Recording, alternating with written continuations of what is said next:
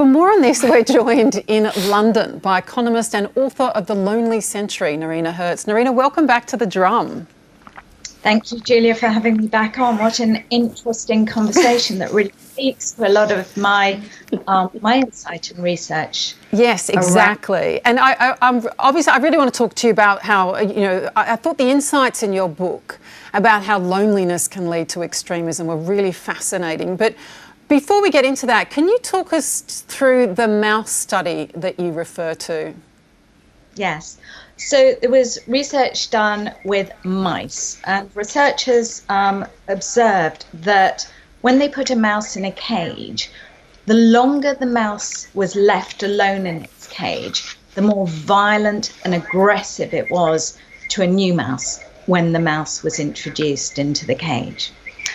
And which, is animals showing that isolation breeds a sense of aggression and hostility towards others. And we've seen this play out with a number of studies on humans as well, whereby what we see is that when people feel lonely, and of course this isn't everyone who's lonely, we're talking about on average, but when people feel lonely, they're more likely to perceive the world as a hostile place, as a more threatening place. It's like, have you ever taken a walk in the woods and seen a stick on the ground and thought it could be a snake?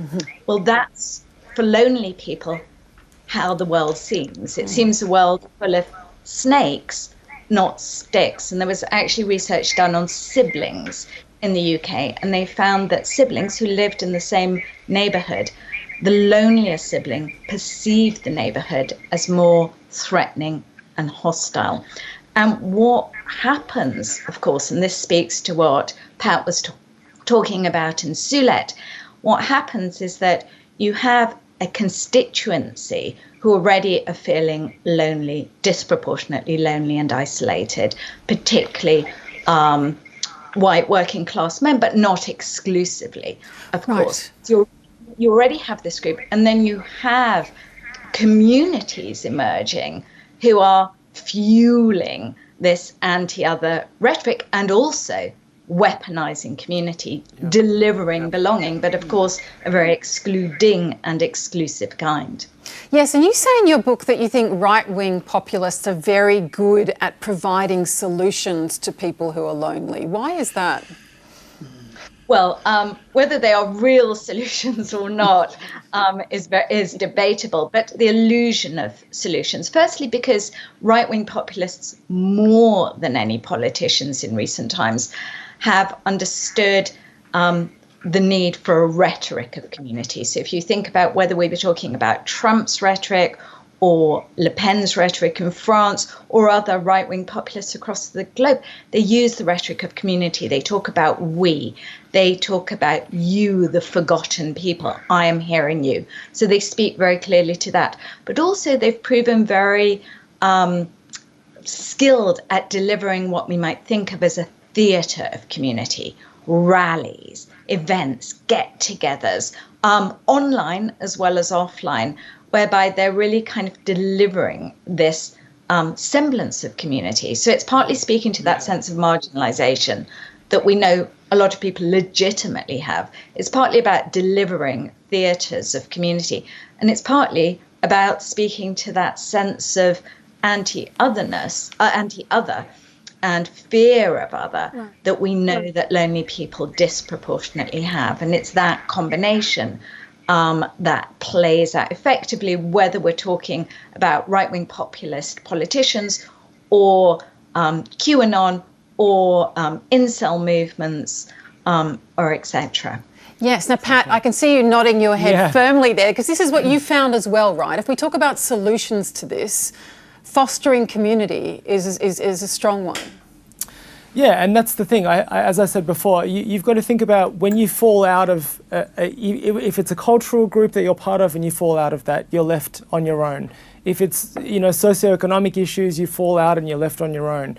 if you're, a follower of a particular faith system and you fall out of that, you're on your own. So again, the common denominator there is, as I said before, it's who do you now belong to? And these people, a lot of these people don't have the ability to work out this idea around identity that first and foremost you belong to yourself. And when you understand that about your identity, then you work out who you are and who your tribe is, and what you're going to achieve and do in the world, or how you're going to move through the world.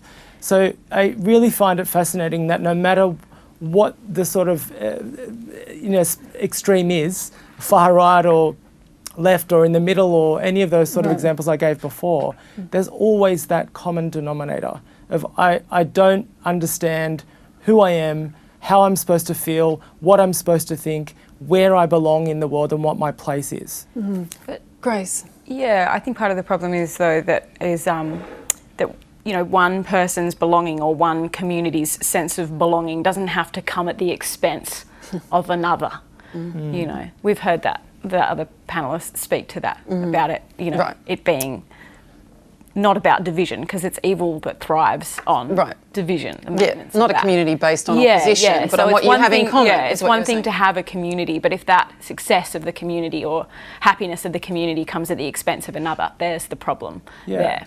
And I think the solutions there are to say it's okay to feel like you don't belong, but don't run from yourself in order to find something else that perhaps is going to be detrimental to that identity that you're trying to find within yourself. Yes, and Noreena, I know you just want to hop in, but just before you do, I just want to remind people who haven't read your book who might not know this, that in The Origins of Totalitarianism, Hannah Arendt writes about loneliness as being the foundation of a totalitarianism. And I did not know this because you said its adherents' chief characteristic is not brutality or backwardness, but isolation and lack of normal social relationships. She says, for those people who feel they have no place in society, and it's through surrendering their individual selves to ideology that the lonely rediscover their purpose and self-respect.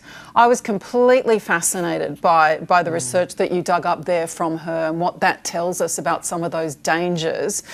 Given that we've seen this in history before, what are your reflections on moving forward?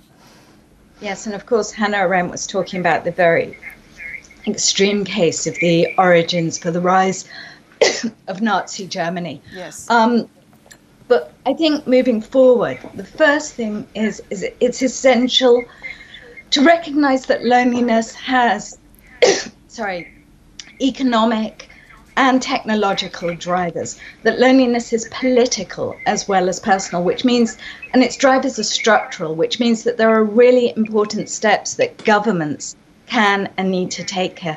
First of all, they need to commit to refunding the infrastructure of community. We've seen really ever since the 2008 financial crisis across the world, a steady defunding of youth clubs, of public libraries, of community centres, of public parks. People need physical spaces to be together so that we can come together as a society. So that's really important. The other thing, we've talked about the role that social media plays here in fueling and amplifying division. Governments really need to view social media companies as the tobacco companies of the 21st century and regulate them as such. And here in the UK, we actually have a bill that's currently going through Parliament, which is going to really demand much more of social media companies than has been demanded in the past, and is something to look at. And the third thing is, we're living at a time where this pandemic has really accelerated rates of loneliness amongst our societies, which already were high.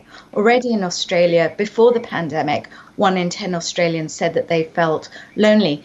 In research done last year, 1 in 5 Australians said that they felt lonely. And if we look at research from across the world around now, as much as half the population feel that they are lonely. So really addressing loneliness is a matter of urgency, but so too is ensuring that schemes are in place to bring different kinds of people together. And again, there are lessons from across the world that we can all draw upon that are having positive effects. There's Noreena also- Hertz, I'm sorry to wrap it up there, Pat, but Noreena Hertz, it's always a great pleasure to have you on the show. Thank you so much for giving us your time again. Noreena Hertz is an economist and